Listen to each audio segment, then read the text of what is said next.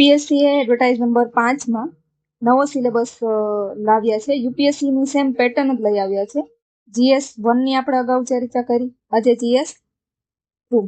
Total પ્રશ્ન paper કેટલા માર્કનું છે? 250 માર્કનું છે. સમય કેટલો છે? 3 કલાકનો છે. પ્રશ્નોની સંખ્યા ટોટલ 15 છે. પ્રશ્ન દીઠ 10 પ્રશ્ન છે એ 15 ગુણના છે, 5 પ્રશ્ન છે એ 20 ગુણના છે. 15 ગુણના છે એમાં 150 શબ્દોની મર્યાદા છે અને 20 ગુણના છે એમાં 200 શબ્દોની મર્યાદા છે. એવરેજ તમે જોવા જાવ તો અહીંયા 8 થી 10 મિનિટનો તમને સમય મળે 15 માર્કના પ્રશ્ન સોલ્વ કરતા, અને અહીંયા 12 થી 15 મિનિટનો સમય મળે. જો તમને આવડતા હોય એ પ્રશ્ન પહેલા અને સ્પીડમાં લખો તો ટાઈમ મેનેજમેન્ટ સરળતાથી કરી શકાય, ટાઈમનો કોઈ ઇસ્યુ રહે નહીં. જીએસ 2 ની અંદર આપણે 3 સબ્જેક્ટ આપ્યા છે. એક બંધારણ છે, આમ તો 4 સબ્જેક્ટ છે. એક બંધારણ છે, એક પ્રશાસન છે, એક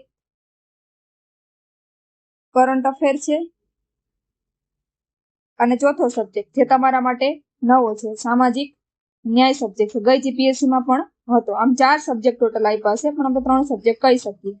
બંને થઈને આમ તો કરંટ અફેર તો બહુ ઘણું લાંબુ કહેવાય. બંને બાકીના 2 સબ્જેક્ટ થઈને 14 જેવા ટોપિક થાય છે. બંધારણમાં કયા કયા ટોપિક આપેલા છે? તો બંધારણ, ભારતનું બંધારણ, મુખ્ય લાક્ષણિકતાઓ, મૂળભૂત માળખું અને મહત્વપૂર્ણ સુધારાઓ. મૂળભૂત માળખાની અંદર બધા આવી જશે. મૂળભૂત અધિકારો આવી જશે, મૂળભૂત ફરજો આવી જશે અને ડીપીએસપી આવી જશે, એટલે કે રાજ્યના નીતિ નિર્દેશક તત્વો, અને મહત્વપૂર્ણ સુધારાઓ આવી જશે. બીજું છે ભારતીય સંઘ અને રાજ્ય સરકારના કાર્યો. ત્રીજું ટોપિક છે સંઘીય માળખાને લગતા મુદ્દાઓ અને પડકારો. એના પછી છે કેન્દ્ર અને રાજ્ય સરકાર વચ્ચે સત્તાનું વિતરણ, મુદ્દાઓ અને પડકારો.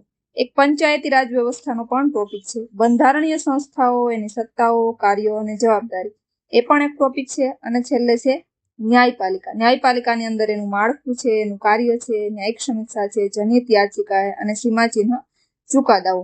આટલા બંધારણના ટોપિકો કવર કર્યા છે. ટોટલ 7 ટોપિક લીધા છે. સબ ટોપિક પાડે તો ઘણા બધા ટોપિક થાય. સૌથી પહેલા તો બધા ટોપિક માટે તમારી પાસે મટીરિયલ અવેલેબલ હોવું જોઈએ, કન્ટેન્ટ અવેલેબલ હોવું જોઈએ બધા ટોપિકનું. ત્યારબાદ તમારે શું જોવાનું? પીવાયક્યુઝ. કેના પીવાયક્યુ? યુપીએસસી અને જીપીએસસી બંનેના પીવાયક્યુ એનાલિસિસ કરવાના. કોઈ પણ પીવાયક્યુ લો, ટોપિક વાઇઝ જેટલા પ્રશ્નો સોલ્વ કરો એ તમને સમજાશે કે આ લોકો કેવી રીતના પ્રશ્ન પૂછે છે. દાખલા તરીકે પંચાયતી રાજ વ્યવસ્થા છે, તો જો તમે એના પ્રશ્નો સોલ્વ કરશો તો સમજાઈ જશે કાં તો એમાં પડકારો છે, કાં તો સૂચનો અથવા તો ઉપાયો માંગ્યા છે, અથવા તો એનું મહત્વ પૂછ્યું છે. તો કોઈ પણ ટોપિકને તમે 2 થી 3 પેજમાં મટીરિયલ બનાવી ખાલી કીવર્ડ સાથે, ડેટા ફેક્ટ હોય તો ડેટા ફેક્ટ, સમિતિને રિપોર્ટ હોય તો એ સાથે તમે 2 થી 3 પેજનું મટીરિયલ બનાવી અને ટોપિક કવર કરી શકો. ત્યારબાદ બીજો ટોપિક છે શાસન અને ત્રીજો છે સામાજિક ન્યાય. શાસનમાં લોકશાહીમાં મુલકી સેવાની ભૂમિકા, આ અગાઉ પણ ટોપિક આપેલો છે. બીજું છે વિકાસની પ્રક્રિયા, એમાં કોણ કોણ ભાગીદાર બને? નાગરિક સમાજ છે, સ્વયં જૂથ સંગઠન છે, બિન સરકારી સંગઠનો એટલે કે એનજીઓ છે, એની કામગીરી, દાબ જૂથ છે અને અન્ય સહયોગોની ભૂમિકા. વૈધાનિક, નિયમનકારી અને વિવિધ અર્ધન્યાયિક સત્તામંડળો. બંધારણીય સંસ્થાઓ એને બંધારણમાં લઈ લીધું અને શાસનમાં એને અર્ધન્યાયિક સત્તામંડળો રાખ્યું.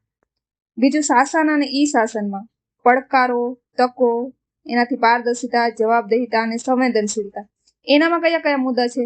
તો એનામાં નાગરિક અધિકાર પત્ર છે, માહિતી અધિકાર છે, ગુજરાત જાહેર સેવા અંગેના નાગરિકોના અધિકાર અધિનિયમ છે, આ સર્વેની અસરો છે, સામાજિક અન્વેષણ અને તેનું ખ્યાલ. આ ગુજરાત જાહેર સેવા અંગેના અધિકારો, માહિતી અધિકારના ઘણા બધા પ્રશ્નો પૂછાયેલા છે. તમે પ્રશ્નની પેટર્ન જોશો તો તમને સમજાશે. બીજું છે સામાજિક ન્યાય. સામાજિક ન્યાયમાં એને 2 ટોપિક લેવા પ્રયત્ન કર્યો છે, 5મો અને 6થો. સામાજિક ન્યાયમાં કયા કયા ટોપિક લીધા છે? તો પહેલામાં એને 3 ટોપિક લીધા છે: આરોગ્ય, શિક્ષણ અને માનવ સંસાધન. એના વિકાસમાં પડકારો, એને મજબૂત બનાવવા માટે શાસન અને નીતિ નિર્માણમાં તેની ભૂમિકા. ટૂંકમાં ઇન શોર્ટ એવું કહી શકાય કે આના પડકારો, આનું મહત્વ, પડકારો, ઉપાયો અને સૂચનો. જો દાખલા તરીકે આપણે શિક્ષણ લઈએ તો તમારે જોઈ લેવાનું કે શિક્ષણમાં કયા કયા ડેટાઓ કવર કરી શકાય, કઈ સમિતિ લઈ શકાય, શિક્ષણની અંદર કઈ સમિતિએ કઈ ભલામણ કરેલી છે, શિક્ષણની શું ખામીઓ છે એટલે કે એના પડકારો છે, એ આપણે જોઈ શકાય. પછી ઉપાયો કે સૂચનો એ પણ કેવા હોવા જોઈએ? રચનાત્મક સૂચનો હોવા જોઈએ, સામાન્ય સૂચનો નહીં. એના પછી એક છેલ્લો ટોપિક છે ગરીબી, અસમાનતા અને ભૂખમરો. આ ત્રણે ત્રણ ટોપિક છે એ ત્રણની વિકાસલક્ષી અસરો, એના કારણો, પરિણામો અને દૂર કરવાની રણનીતિઓ. આ 3 ટોપિક, 2 ટોપિક કવર કરેલા છે અને એમાં 5 પોઈન્ટ, આમ જોવા દઈએ તો 6 મુદ્દા છે. આરોગ્ય, શિક્ષણ, માનવ સંસાધન, ગરીબી, અસમાનતા અને ભૂખમરો.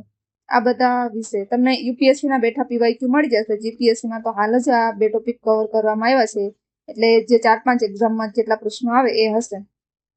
અને છેલ્લે છે વર્તમાન પ્રવાહો, કરંટ ઘટનાઓ. એમાં પણ ખાસ તમારે ધ્યાન રાખવું, આઈઆર આંતરરાષ્ટ્રીય સંબંધો ઉપર વધારે પ્રશ્ન પૂછે છે. પ્રાદેશિક અને રાષ્ટ્રીય ઘટનાઓ એટલી કવર કરવામાં નથી આવતી, પણ આઈઆર ઉપર વધારે ભાર આપવામાં આવ્યો છે. તો જ્યારે તમે એક્ઝામ હોય એના 5-6 મહિનાની અગાઉના આઈઆર બધા જોઈ લેવા. કયા મુદ્દાઓ ચર્ચામાં છે તે જોઈ લેવાનું. દ્રષ્ટિ કે વિઝનની કોઈ પણની આઈઆર, કોઈ પણનું કરંટ અફેર લ્યો એમાંથી જેટલું બી આઈઆર હોય એટલું અલગ તારવી લેવાનું. જો તમે ત્યારે પ્રશ્નો અટેમ્પ કરો છો અથવા તો નવી પેટર્ન પ્રમાણે તમે તૈયારી સ્ટાર્ટ કરો છો, તો સૌ પ્રથમ તમારે શું ધ્યાનમાં રાખવાનું? પહેલું તો તમારી પાસે ટોપિક વાઇઝ મટીરિયલ હોવું જોઈએ. જેટલા બી ટોપિક છે બધાનું ટોપિક વાઇઝ મટીરિયલ રેડી હોવું જોઈએ, કન્ટેન્ટ રેડી હોવું જોઈએ, જેથી તમે લખી શકો. બીજું પીવાયક્યુ એનાલિસિસ.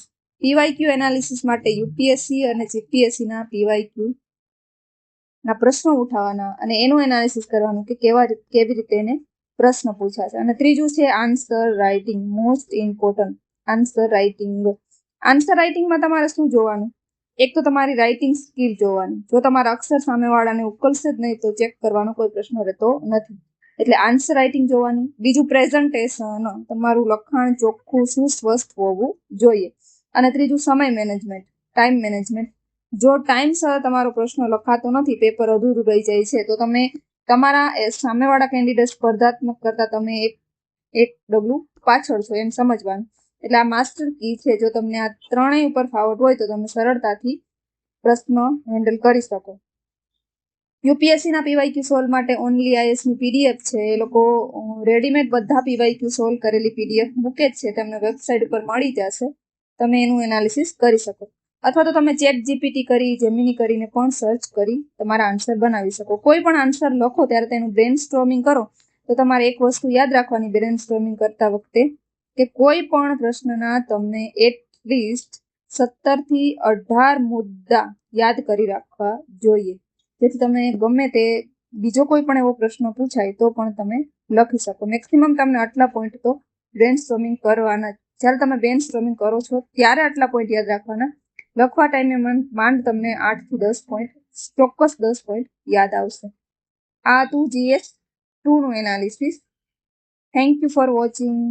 જો તમને અમારી ચેનલ કે અમારું કન્ટેન્ટ ગમતું હોય તો અમારી ચેનલ લાઇક, શેર, સબસ્ક્રાઇબ કરો. Thank you for watching.